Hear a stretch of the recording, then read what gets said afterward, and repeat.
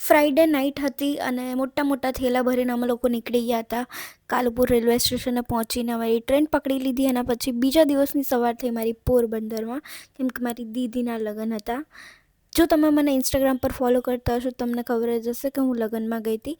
અહીંયા ચાલી રહ્યો હતો મારા દીદીનો માંડવો રોપાઈ રહ્યો હતો અને એમાં મેં આઈસ્ક્રીમ ખાધું હતું. અને આવી રહી મારી મમ્મી, કેટલી મસ્ત લાગે છે. જો કોઈ કે મારી મમ્મી છે, હા ઓબ્વિયસલી કે.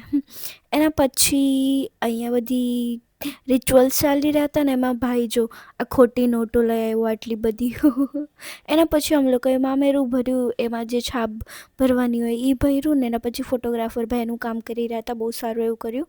ને એના પછી મામેરું ભરી લીધું ને બધા ઘણું બધું નાચ્યા જેની કોઈ લિમિટ નથી. અને એના પછી રાત પડી ગઈ.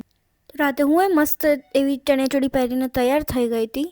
અરે જો કેવી લાગુ છું કહેજો મને કમેન્ટમાં. અને એના પછી બ્રાઇડ અને ગ્રૂમની એન્ટ્રી થઈ ગઈ અને આ બુલેટ પર કરી હતી, બહુ મસ્ત એવી એન્ટ્રી. એના પછી થોડીક વાર ગરબા કર્યા અને ગરબા કરીને બ્રાઇડ અને ગ્રૂમનો ડાન્સ જોયો અને બીજા બધા ડાન્સ પરફોર્મન્સીસ હતા એ બી જોઈ લીધા.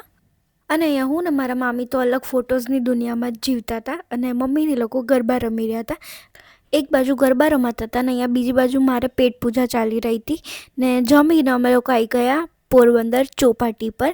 અને ત્યાં આવીને થોડીક વાર લટાર મારીને એના પછી અહીંયા સ્પેશિયલ કાવો મળે છે તો એ કાવો પીધો. આ અંકલ જો કેટલો મસ્ત બનાવી રહ્યા હતા. એના પછી અમે લોકો પહેલાં તો નહોતું જવું અંદર પાણીમાં, પણ પછી બહુ મન થઈ ગયું તો જતા રહ્યા. અને અહીંયા મારા મામી મારા માટે ઉર્વી લખી રહ્યા હતા ફોટો પાડવા માટે. તો બસ આજ હતો મારો દિવસ. To be continue for the next day.